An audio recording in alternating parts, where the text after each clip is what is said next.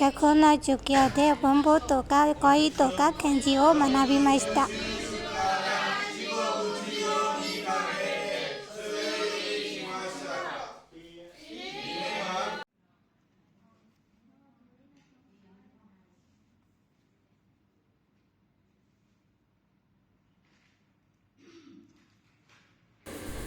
そして一生懸命伏せが工場へ行って保線について研修をしました。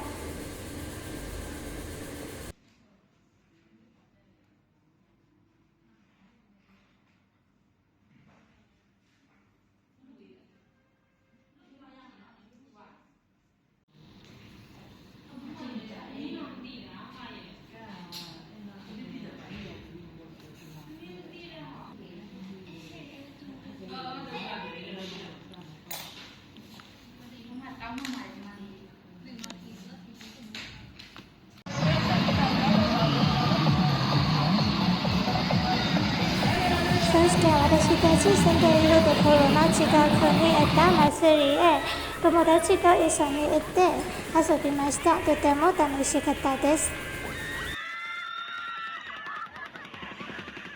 皆様お体に気をつけ